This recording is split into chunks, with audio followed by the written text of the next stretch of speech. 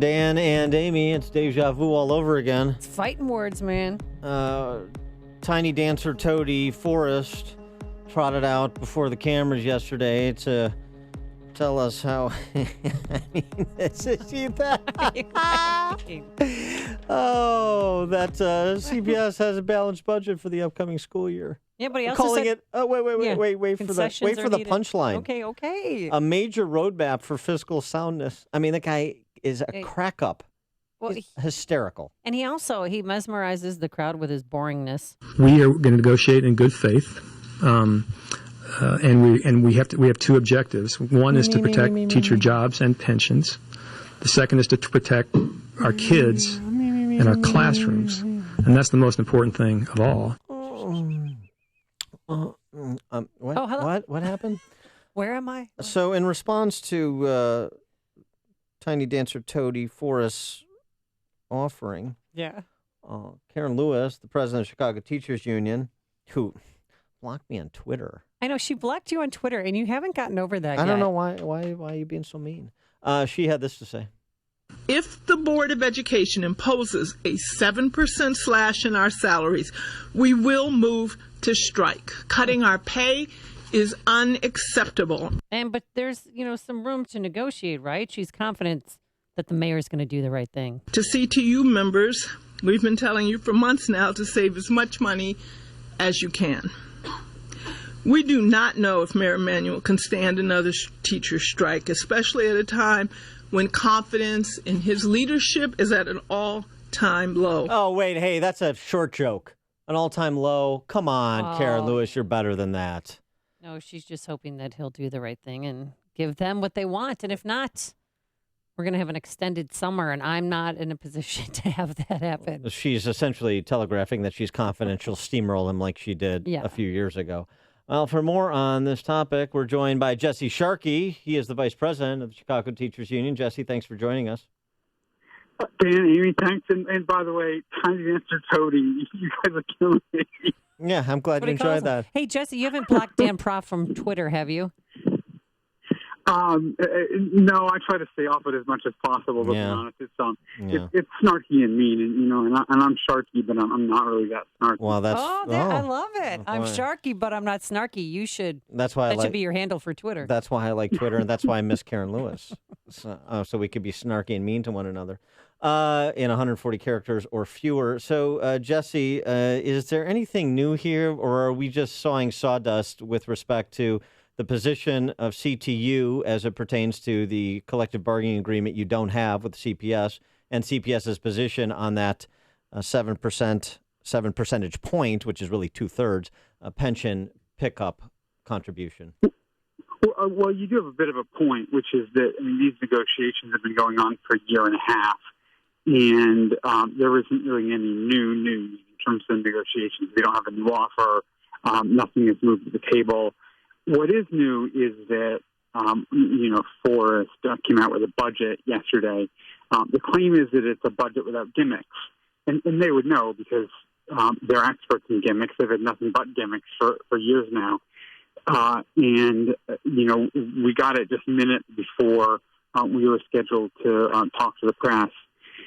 And we've been looking at it, and sort of the big takeaway is that they continue to cut money in their budget that would go to instruction into the schools. There's $140 million of cuts to schools, and then another $50 million or so of cuts to teachers.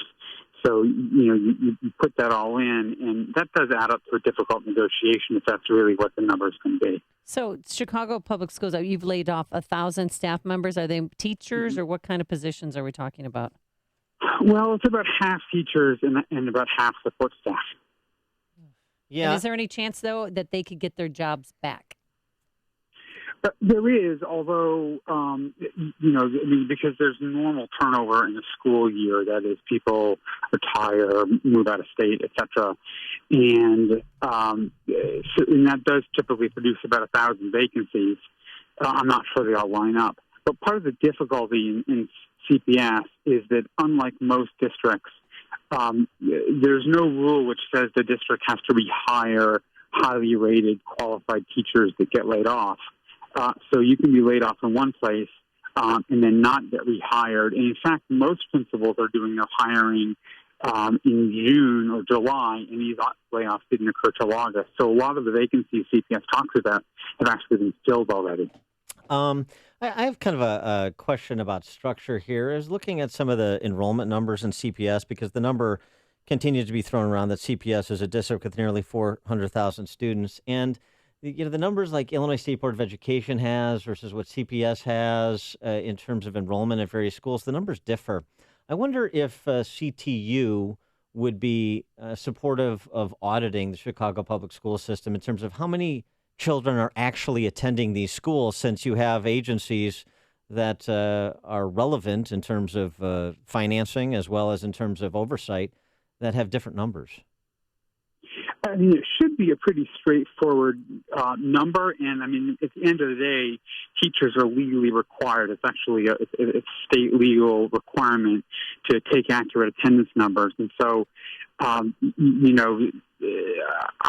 fine with the idea that that we would be legally responsible for having an accurate number there. And it's not clear to me why it would differ. And, there's a lot of different categories of schools. There's alternative schools, there's district schools, there's charter schools, there's contract schools. But it should be that if you add all those numbers up, you come to the number of people who are being educated using Chicago Public Schools dollars. Well, right. I mean, that's why it's important because, of course, state aid is dependent on attendance in part and so forth. And I mean, I'm looking at like specific high schools. Like if you look at Fenger High School on the city's south side, you've got different numbers from different agencies in terms of how many kids are enrolled there. And I think it's kind of important to be accurate so that we're funding kids that are there and not funding kids that are not. Yeah, I don't have any problem with that. I think that's right. I mean, one of the things that happens at places like Fenger is, and I know because it happened in schools where I taught, is you get a lot of mobility. You have schools where you might have as many as 80% of the students come and go in the course of a year. Now, that would be an extreme case, but 30% mobility is fairly common at a lot of CPS schools. Right, and then so we don't want them double counted if they've moved from one school to the other, for example. Sure, right. I mean, but my point is that, there's a way that you're shooting at a moving target. Yeah, I understand. And usually what we do is we say we close enrollment, in the count that matters is the count 20 days into a school year. And now that it's computerized, you should be able to tell if a student, stops showing up a Fenger and shows up at a different high school, so that you shouldn't have to double count that person. Okay. So, Jesse, where do we go from here? I mean, school starts in a month from today. Yeah, it sure does. Counting. Well, I mean, at this point, we need to have an offer from the Board of Education in bargaining. We're looking for an offer. We're not looking for big raises. In fact, we said we'd be willing to consider a freeze, but we'd like to see language which safeguards the quality of the educational program. We don't want them to increase class sizes. We'd like to see some assurance that staffing levels aren't going to be slashed in terms of special education, social work, some of the clinical supports that we get, especially for our schools that are in high violence areas. We think that we don't think those things are too outrageous to ask. But if we get those things, I think we can get a contract without a strike. The problem, though, is that you're not going to be able to cut. By my figure right now, they're looking to cut $200 million out of the classroom, and we just think there's other sources of revenue that could help make that happen without the cuts. So, for example, we know there's a property tax increase. It's going to increase the money coming into the TIFs. 52% of that money should be school money anyway. It comes out of the taxing authority of the board. Put that money into the schools, and we think that could solve the problem. Otherwise, if they go ahead with the cuts, that's not going to be acceptable to us, and that could lead to a conflict. Well, so we've got CTU, or the Chicago Teachers, their pension fund is only about half funded. It's got about $9 billion unfunded liability, pretty big number. In addition to that, turns out, at least according to the National Council on Teacher Equality, that Chicago public school teachers have the highest lifetime earnings of teachers in the 10 largest U.S. school districts. And then we know what the kind of the contributions in versus the pension out is. So how do you make these numbers work, even if you graduated the state income tax, even if you increase property taxes some more? Are you guys open to an idea like a city of Chicago income tax, like some other major cities have, like L.A.? I mean, I haven't looked at the specifics of it, and I haven't, and I'm a little surprised to hear the teacher earnings number that you mentioned. There's a lot of school districts whose pay, especially at the high end, is quite a bit higher than Chicago's. So I'm not sure if there's if that rolls in cost of living or some of those kind of numbers. Look, pensions are obviously a big issue here. Something I know our entire state has been struggling with. I know the Supreme Court has come in on the issue.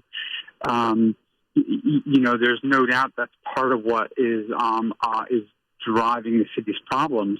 But it's also an issue that we have partly because of a whole history here, history of the school district diverting funds that were supposed to pay for pension support, putting them into other politically more popular sort of pursuits like building new school buildings. And even in the face of like under-enrollment or declining enrollment, they continue to build new schools. And we continue to pay for the service of the debt for building those schools out of the operating budget of our schools.